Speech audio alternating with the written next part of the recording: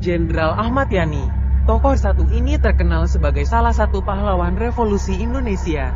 Jenderal TNI Anumerta Ahmad Yani lahir di Purworejo, tanggal 19 Juni tahun 1922 dan wafat di Lubang Buaya, Jakarta, tanggal 1 Oktober tahun 1965. Pendidikan formal diawalinya di HIS, setingkat sekolah dasar, Bogor, yang diselesaikannya pada tahun 1935.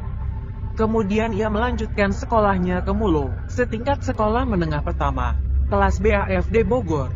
Dari sana ia tamat pada tahun 1938, selanjutnya ia masuk ke AMS, setingkat sekolah menengah umum, bagian BAFD Jakarta. Sekolah ini dijalaninya hanya sampai kelas 2. Sehubungan dengan adanya milisi yang diumumkan oleh pemerintah Hindia Belanda, Ahmad Yani kemudian mengikuti pendidikan militer pada Dinas Topografi Militer di Malang dan secara lebih intensif di Bogor.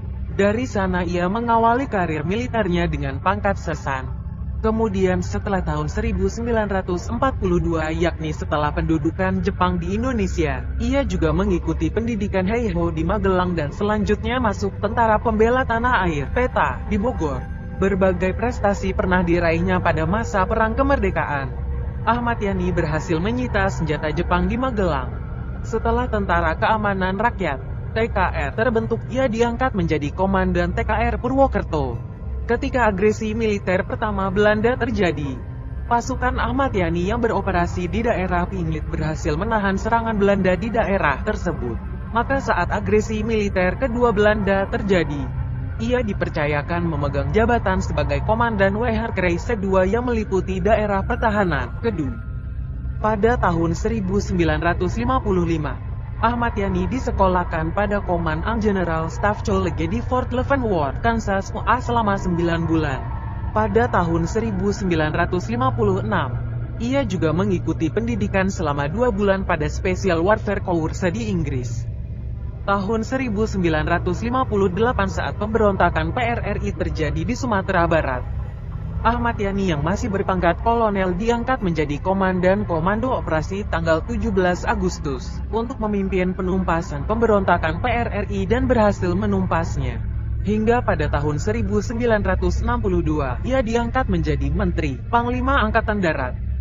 Ahmad Yani selalu berbeda paham dengan PKI, Partai Komunis Indonesia. Ia menolak keinginan PKI untuk membentuk Angkatan Kelima yang terdiri dari buruh dan tani yang dipersenjatai. Oleh karena itu, ia menjadi salah satu target PKI yang diculik dan dibunuh di antara 7 petinggi TNI Angkatan Darat melalui pemberontakan G30 SPKI, Gerakan 30 September, PKI.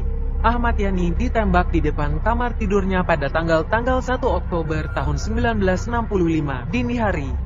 Jenazahnya kemudian ditemukan di Lubang Buaya, Jakarta Timur dan dimakamkan secara layak di Taman Makam Pahlawan Kalibata, Jakarta Selatan. Ahmad Yani gugur sebagai pahlawan revolusi. Pangkat sebelumnya sebagai Letnan Jenderal dinaikkan 1 tingkat sebagai penghargaan menjadi jenderal.